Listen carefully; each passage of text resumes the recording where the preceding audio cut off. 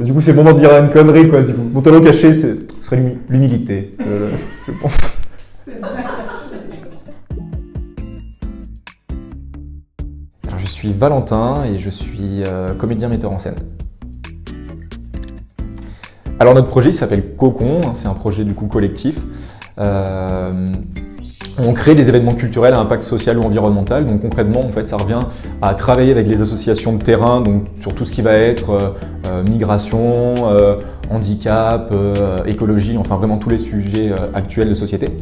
Et ça va être dans un second temps de leur amener justement un support artistique, enfin un déclencheur artistique pour justement amener le public, trouver différentes formes pour amener le public en fait à s'engager avec ces associations de terrain. Enrichissant. Et le challenge. C'est pas un adjectif. C'est pas un adjectif. On va recommencer du coup. Challengeant. Mais challengeant, c'est hyper moche en vrai quoi. Challengeant. Non, comment on pourrait dire challengeant effectivement? Deux adjectifs. Stimulant. Ouais, stimulant finalement c'est ça. Non Donc- mais tu garderas, hein. Oh. Tu gardes challenge et tu mettras à la fin de la vidéo combien de personnes se sont rendues compte que challenge n'était pas un adjectif. Ouais, mais tu garderas cette partie de la vidéo aussi, comme ça on sera tous d'accord, comme ça pour voir que moi aussi je savais que c'était pas un adjectif.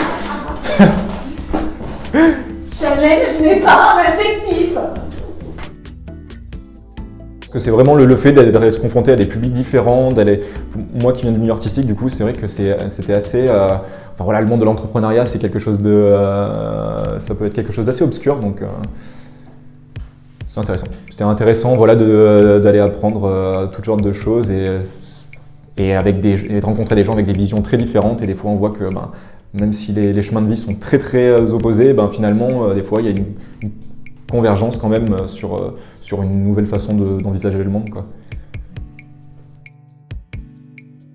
La capacité peut-être à se réinventer justement, à se dire, je pense que 3 ans en arrière, je me serais pas imaginé, ça peut être un peu bizarre, comme ça, imaginer faire des choses que j'aurais pas faites avant, peut-être pas dans ce sens-là, mais plutôt dans le sens où, ouais, vraiment, si le projet te tient à cœur, vraiment, voilà, où c'est vraiment important, c'est viscéral, parce que voilà, c'est quand même de l'ESS, donc il y a quand même cette envie derrière de changer un peu le monde dans lequel on évolue.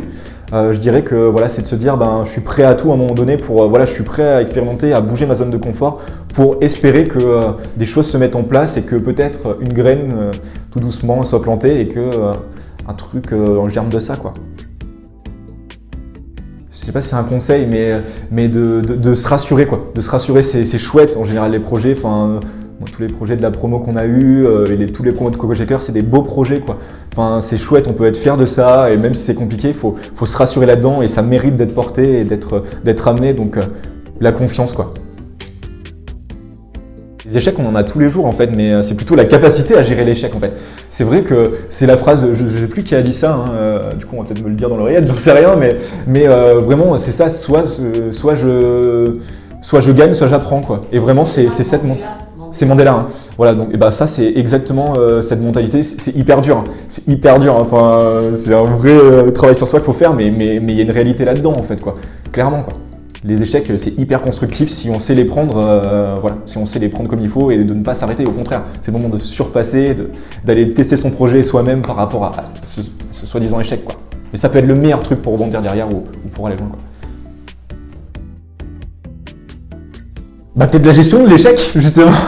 Justement, la capacité à se dire, ouais, il y a des fois, c'est dur, tu montes des projets, tu fais des événements, il y a peu de monde, mais la plus grande réussite déjà de ce projet, c'est justement quand même sa capacité à avoir fédéré quand même des personnes, à avoir, même si c'est encore à échelle, on aimerait que ça touche plus de monde, je dirais que par rapport à Cocon, c'est notre capacité qu'on a eue à connecter des gens entre eux, à faire rencontrer des gens enfin, des combats difficiles et les amener à d'autres gens qui ne savaient pas forcément s'investir et des petites prises de conscience qui comme ça peut paraître anodin, mais qui peut-être à l'arrivée fait une très grande différence pour voilà, avancer dans une voie positive. Caché, je sais pas, mais quand même la foi, voilà, la foi, pas forcément la foi religieuse, mais la foi aux choses, quoi, que ouais, même si la situation est compliquée, d'autant plus maintenant où c'est Corona party, quoi, ouais, la foi de se dire que un autre monde est possible, il y a plein de belles dynamiques, plein de super personnes à rencontrer, et ça c'est important d'avoir la foi, quoi. Plein, bah ouais, carrément. Carrément, on verra, on va refaire un festival cette année, les 48 heures du théâtre qu'on a dû arrêter à moitié l'an dernier à cause du Covid.